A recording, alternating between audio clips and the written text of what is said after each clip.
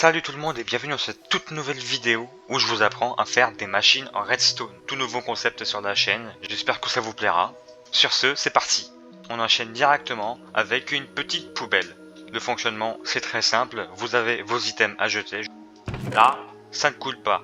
Je désactive le levier de sécurité et là, ça coule. Les items sont automatiquement désintégrés dans la source de lave. Passons directement à la construction. Déjà, les ingrédients. Il vous faudra tout ceci. Vous allez directement commencer par placer votre distributeur juste ici. Excusez-moi, ce n'est pas un distributeur, c'est un dropper. Voilà, comme ceci. Ensuite, vous posez un bloc là, un bloc là, un bloc là, un bloc là et un bloc là. Vous posez votre source de lave juste ici. Vous posez les trois entonnoirs comme ceci et le coffre juste au-dessus. Vous prenez maintenant vos blocs, vous en mettez un là et vous placez un levier que vous activez et vous mettez une poudre juste ici. Avec un deuxième bloc. Vous mettez votre torche juste ici, vous mettez un bloc par-dessus et sur le côté. Vous prenez votre comparateur et vous le posez comme ceci. Vous posez les observateurs comme ceci. Il faut bien que les flèches soient de cette forme-là. Tout est prêt, la machine est opérationnelle. Passons directement à la deuxième machine qui est un auto-jukebox avec des lumières et un récupérateur. Je vais vous montrer en premier comment faire le système principal. Les lumières c'est secondaire, c'est juste pour faire stylé. Vous aurez besoin pour faire le système principal de tous ces ingrédients.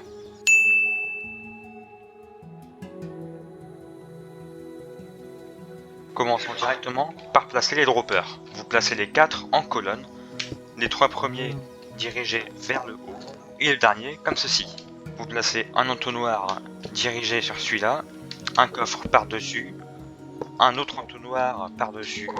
Vous posez un entonnoir dirigé vers le coffre de ce côté, un autre par-dessus et encore un autre par-dessus, et un énième sur le côté. Placez votre dernier entonnoir sur le côté du dropper qui va actionner le jukebox.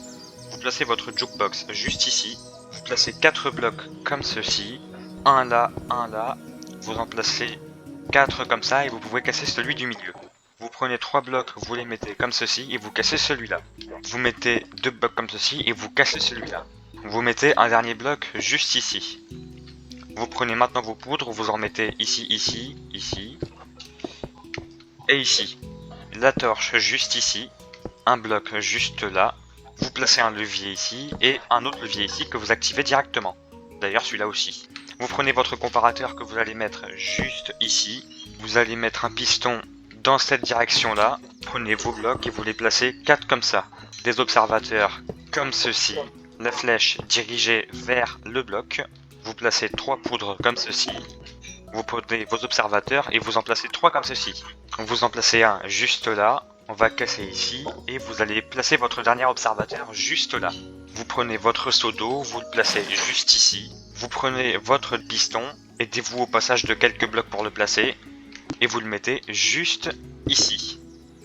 Et vous placez votre dernier piston juste là.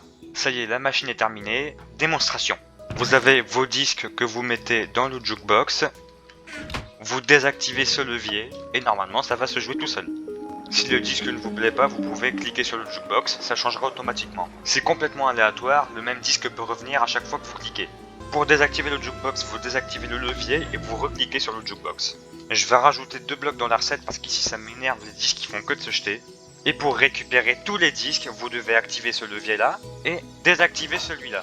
La machine va clignoter et tous vos disques réapparaîtront juste ici. C'est tout pour l'utilisation, passons maintenant au système de lumière. Vous aurez besoin de tout ceci. Vous placez vos 4 lampes juste ici, vous placez un bloc là, votre observateur juste ici.